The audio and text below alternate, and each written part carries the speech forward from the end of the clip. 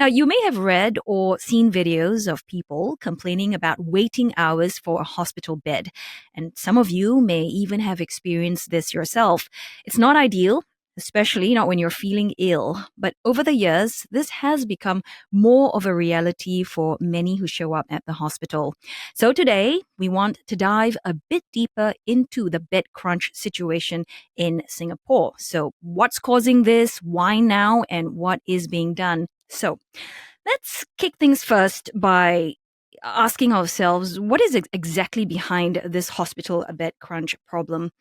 And I'd like to start by basically how long some people have to wait for a bed, and just to share some stats with you and our viewers. Between January to September last year, 2023, the average waiting time for a bed in public hospitals was about 7.5 hours. But some people are saying it's even longer. They can wait up to 2 days.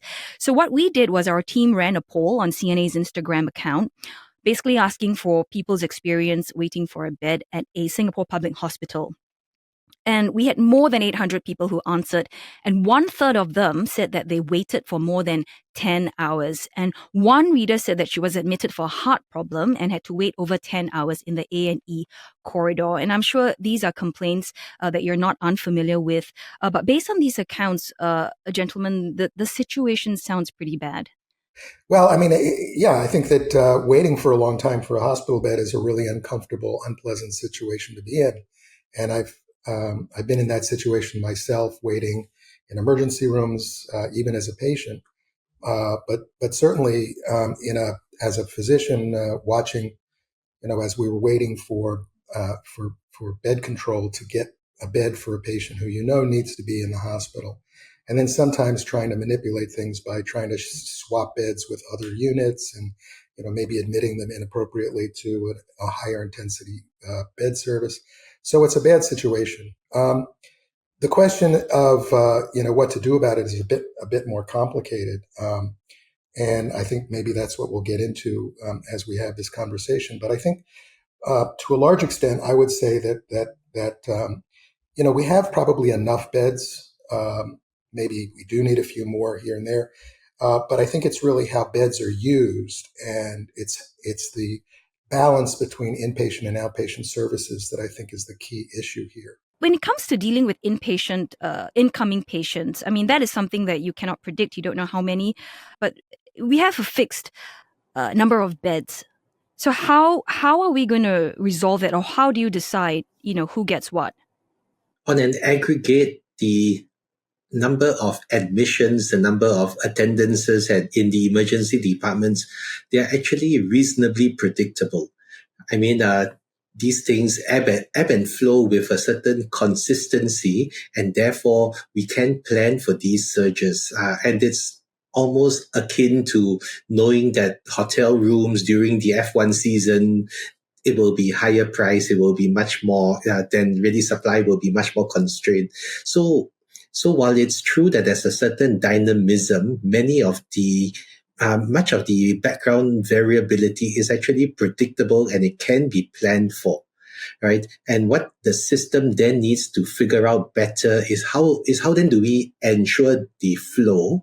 And I would take flow at really 3 different levels. One is flow into the hospital, and here clearly there are still cases that don't actually need to be hospitalized, but due to social circumstances or the lack of confidence on the part of the home situation, therefore patients prefer to be admitted. The second flow is the flow within the hospital, and how do we keep the length of stay as short as is possible. And here I think the hospitals in the public system have done a really good job in really compressing this. And then the third piece is, once the patients are medically fit to be discharged, how then do we flow them out into the community? And this is an area that I think David, Jeremy, I would personally argue that the Singapore healthcare system needs to do much more work in making sure that when patients flow out of the hospital, that they flow into safe hands, whether it's in a rehabilitation facility, whether it is in a home setting. And there are multiple initiatives that we can talk about that seek to ameliorate this. Dr. Lim, you've said that, they've done a pretty good job. But the benchmark in the UK and US, for instance, the waiting time is 4 hours. Mr. Lee, Jeremy Lee, I just want to, bring you in here because you are normally in the thick of things. You are on the ground, on the floor, dealing with all of this.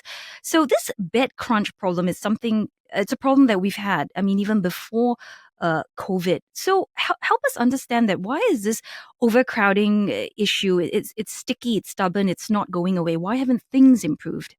I think this problem of bed crunch started almost about 10 years ago.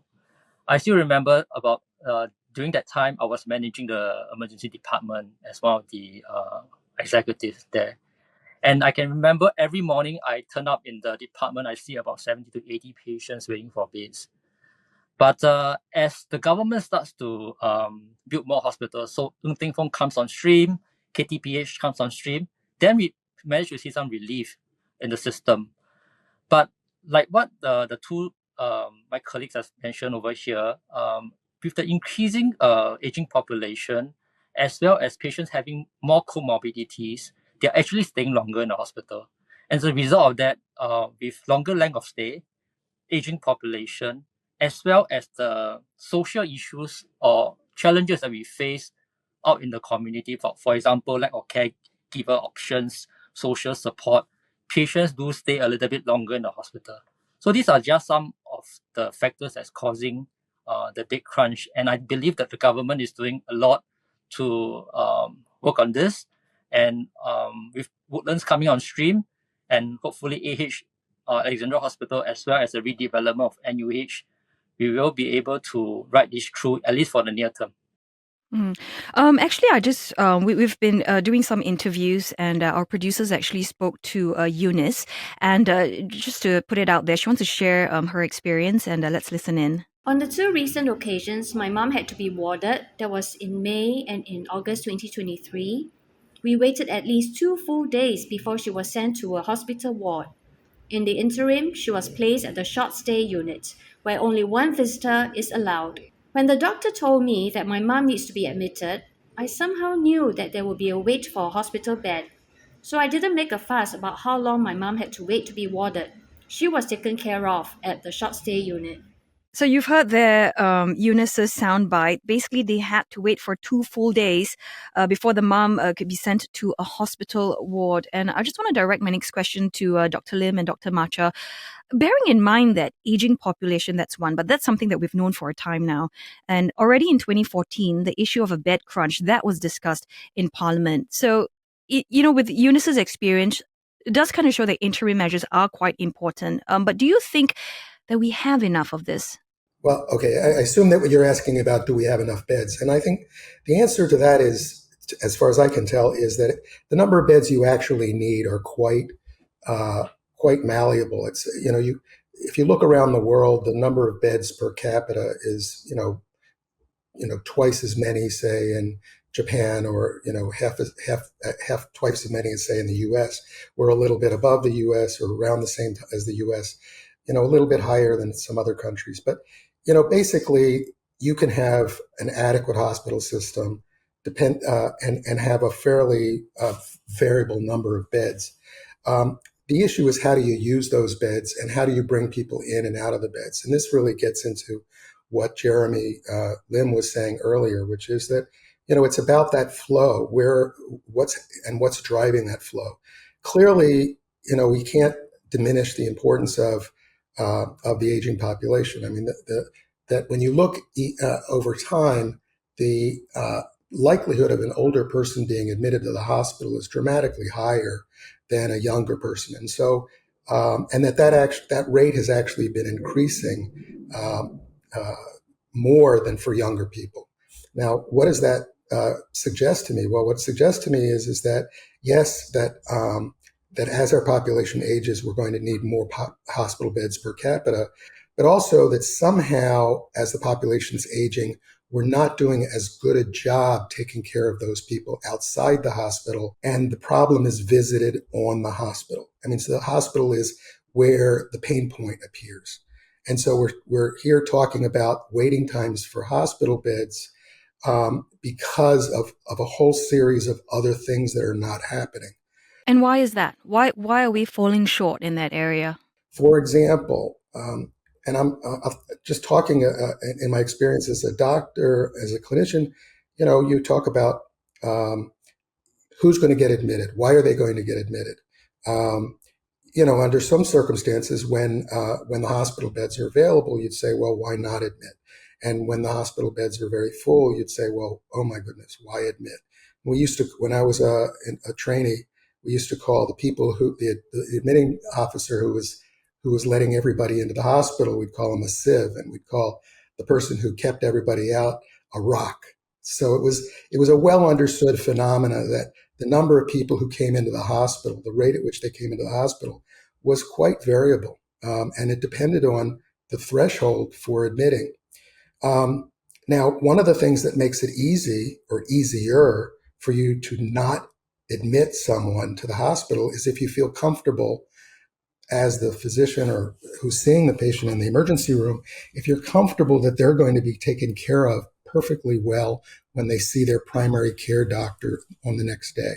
If you can say, look, your sugar's a little bit high or a little bit low or whatever, instead of having to admit to the hospital, which is actually a surprisingly common phenomenon in Singapore, you get their sugar under control and then send them out. That's a decision that can be made only if you have a level of comfort that that person is going to be taken care of. Otherwise, you bring them into the hospital, because what's a hospital for? It's to watch people really closely, so that if they start to look bad, then you're right there so that you can take care of them. But if you don't feel comfortable that that's going to happen on the outpatient side, then you feel obligated to admit. So you become a sieve. You were talking about threshold earlier, and the recommended threshold for bed occupancy rate at public hospitals is around 85%. But over the Christmas period just last year, some hospitals even hit 99%. So there is a sense that, things can turn. I mean, especially if you're in a COVID wave and all that. So to both the Jeremys, I mean, is this situation unique to Singapore? And I guess, what is the worst case scenario? I mean, are we prepared for that?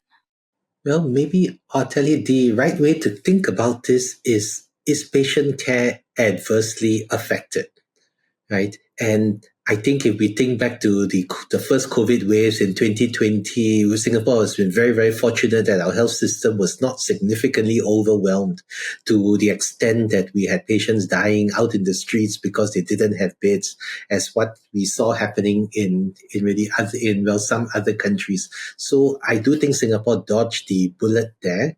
And to your question, I want to go back to really David's point around practice behavior between the rock and the sieve, and clearly clinicians' decision-making has a lot to bear on this. But there are two other factors that I want to highlight. One is the patient and the family and their confidence in being looked after outside the hospital. And that's partly the doctor's confidence and also the patient and the family's confidence. And the third factor is really the financial gradient. If we think about it, the hospital is safe. As what David says, that's the whole point of the hospital, is to very closely monitor patients. And if insurance fully funds the hospital, and I, as the caregiver, can go to work the next day, I don't need to worry about caregiving, about food and everything, and it's not going to cost me anything, then really, why not?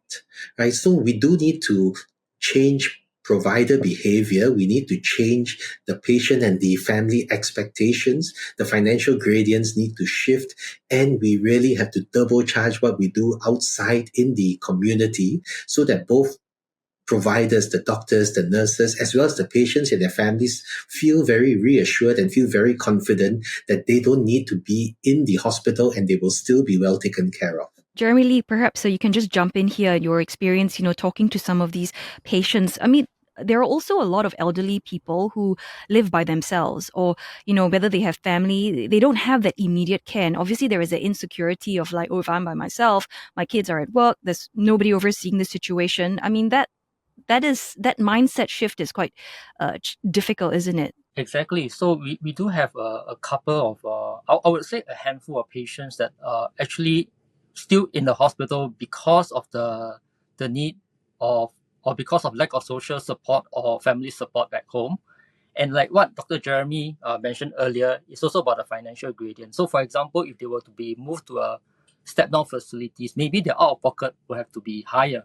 So therein lies the problem. There's no real incentives for people to actually move out of the hospital in such circumstances.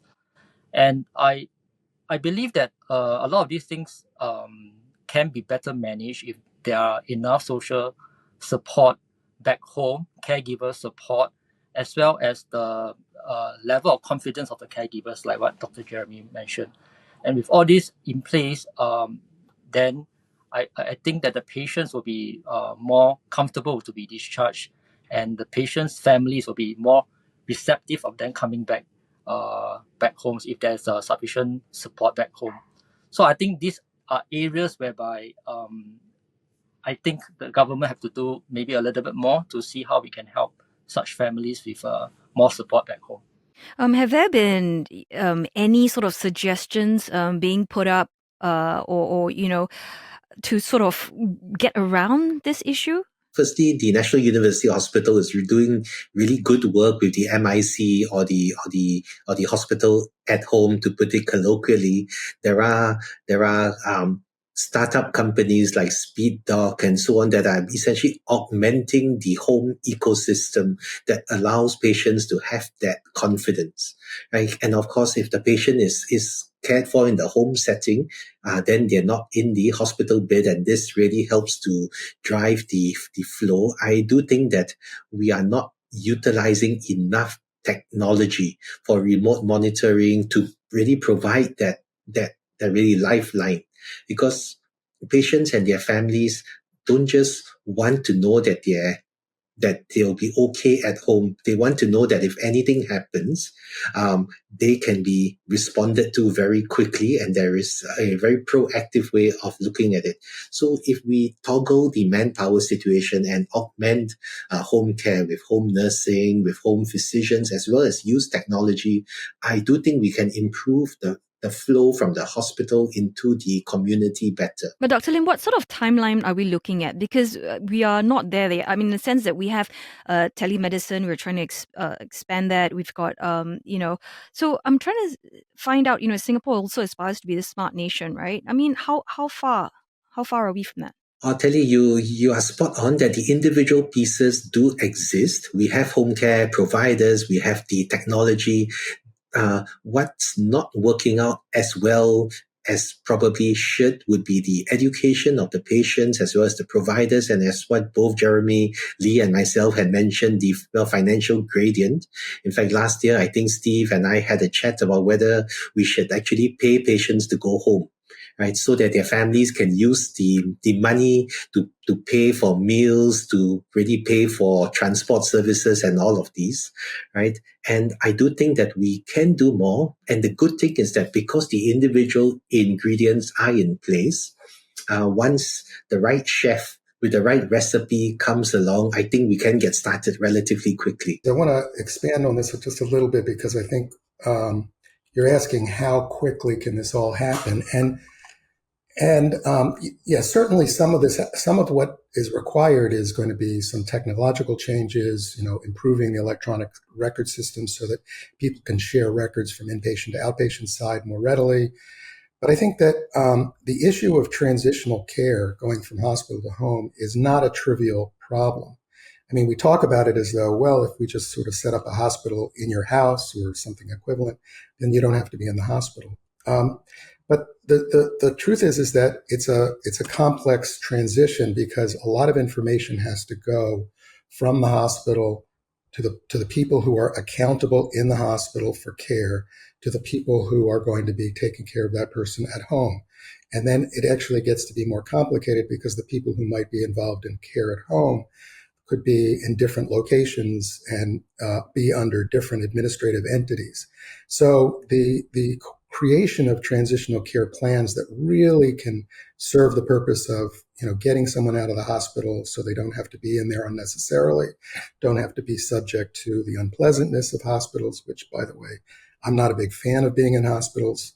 and places where, you can get hospital-acquired infections and all kinds of things. Nobody wants really, I think, if they really thought about it, wants to be in a hospital. But to make that happen, you've got to have some plan, a program in place. Now, there are several efforts I'm aware of, and that we're working with various of the regional clusters that are involved in developing transitional, have developed transitional care programs, and are indeed discovering how difficult it is.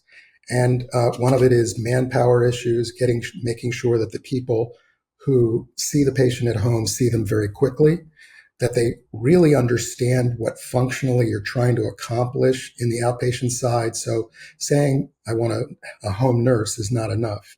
I know I'm kind of making a big deal out of this, but this is, I think, where a lot of the action is that having an accountable entity that understands how to create that transition and to monitor the transition to make sure that everything that needs to happen happens.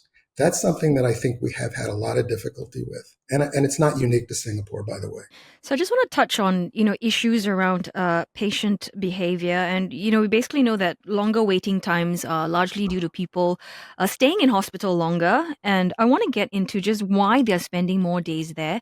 But before that, let's just listen in to Edwin's experience. Edwin had a seizure and he went to Tan Tock Seng Hospital to get checked. And he had to wait 8 hours for a bed. So let's listen to what he has to say. What they told me is that they don't really have enough beds, and then it is really based on severity, and then the only way that I can have a bed is if someone checks out of the hospital, and then that's when I can have a place to stay in. So you've heard there, Edwin's soundbite. Just give us a sense, Jeremy Lee here, that whether somebody, how long they want to stay in a hospital. Some patients actually refuse, right? Even when the hospital decides that it's time to discharge. What normally are some of their reasons?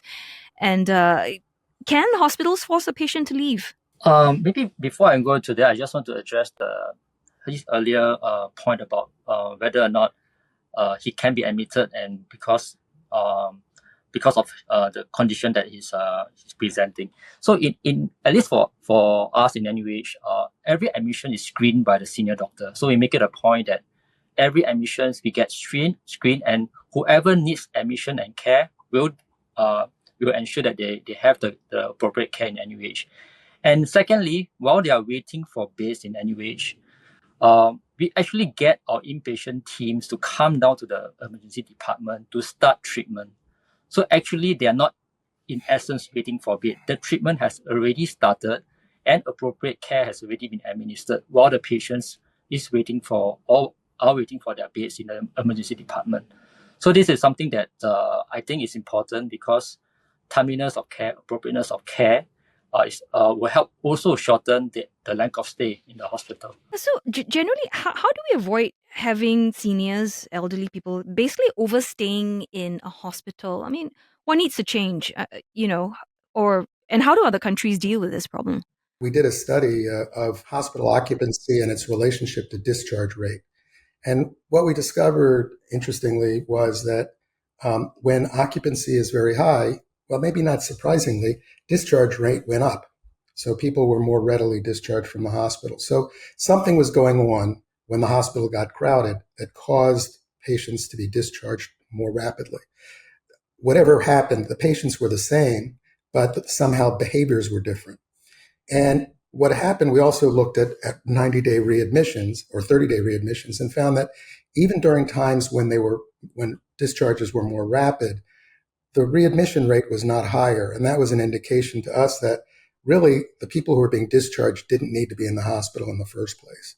So the people who are in the hospital who don't really need to be in the acute care setting, they can be discharged, but it requires an effort, and it requires staff talking to, the physicians talking to the family, reinforcing how important it is for them to be discharged, that, whatever. And it also probably involves, I'm guessing, Jeremy Lee, people on your staff going down to the wards and telling the docs, start discharging. And indeed, they find the people to discharge who don't really need to be in the hospital. we do that every other day. But at least for us, what we have at least structurally we have come up with is to have a structure that bed management is a collective effort. So previously, many years ago, it is a bed management responsibility. But as we move along, we realize that we need to partner with the doctors, the nurses, the allied health, in order for us to better manage the bed efficiently. So in NUH, we have structured ourselves such that bed management becomes a collective effort, and every department will be responsible for their bed complements. And with that, actually, we have seen very good improvements and the effectiveness of collective management of the bed. So, for example, as the national ALOS has been creeping up over the years, we are still managing to hover about 5.5 days, which is actually quite remarkable for a hospital managing very complex patients. Now, Singapore has a 5-year plan to add 1,900 public hospital beds. Is it enough? Otelli, there is a saying in the health economics world that a bed built is a bed filled, and with the caveat that someone else pays for it. So we will never have enough beds if we don't align the financial gradients and we improve the out-of-hospital care. Right? To really David and really Jeremy's point about nudging patients to go home, right? They must have some place that they're comfortable enough to be. Right? And hence a lot of the grassroots efforts around building active aging centers, putting nurses into the communities. These are belated efforts, but absolutely necessary. And hopefully through a conglomeration of all these individual initiatives, we can move the boulder. Right. But certainly to the point David made at the start of this conversation, that Singapore at the macro level probably has sufficient or just slightly short of beds. Is how we make the best of what we have, and to think about it not just as a hospital bed issue, but a healthcare ecosystem issue. Actually, I echo what Dr. Jeremy mentioned, because I think we can increase the number of beds, but if the system is inefficient, increasing the number of beds is just going to amplify the problems. And I seriously think that we need to think out of the box to have more innovative care models, be more efficient in our care coordination. And that is the more sustainable effort compared to building more beds. And with more beds, we need more manpower.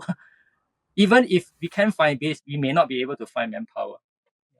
Well, it looks like, nevertheless, this whole bed shortage issue is not likely to go away anytime soon. But perhaps just to wrap up this conversation, what would each of you suggest everybody does? I mean, just at least in the interim until the entire healthcare system sort of gets into place. One of the first things people can do is to really think twice before going into the hospital. For people who are having an acute event, if they're having symptoms of chest pain or facial weakness, difficulty speaking, stroke kinds of things that really require emergency care. Those are things you absolutely have to go to the emergency room. But for a lot of the reasons people have been going to the emergency room, it's not entirely necessary. Then they should have a primary care doctor, as both Jeremy and both Jeremy said that. I think healthier SG is a healthy move for Singapore in terms of rebalancing the structure of the system, more directed towards community providers and community physicians and community providers more generally. Thank you, David. And really, Otelli, for me, I would make it easier for patients and their families to do the right thing, right? I agree with David that transition care can be very complex, but there is a subpopulation of patients. If we carefully select them, they can be incentivized to go home. And I wouldn't close the door to cash payments, providing meals at home, and all of this to encourage patients to leave and leave safely. Because ultimately, the hospital that we did not have to build is the biggest cost saving. Maybe for me, I'll break my response into two. One, I think for the near term, we can look at increasing capacity, but what's more important is to tighten care coordination, as well as to improve the operational efficiencies, not just within the hospital, but maybe in the community hospitals and the nursing home as well. But in the longer term, I think there's a need for us to strengthen social networks, embrace healthy SG, and also to review the overall ecosystem like housing, transport, financing, and even community spaces. These are all important elements to help us embrace healthcare. So, in a nutshell, think twice whether you need to go to a hospital or not, embrace healthier SG, and we have to be more proactive in driving this shift from hospital care to home care. Thank you very much, gentlemen, for your time and thoughts. Lots of insights there. And also a big thank you to our CNA podcast team, Joanne Chan, Saye Win, Crispina Robert, and Tiffany Ang. I'm Otelli Edwards. Till next time. Thanks for listening.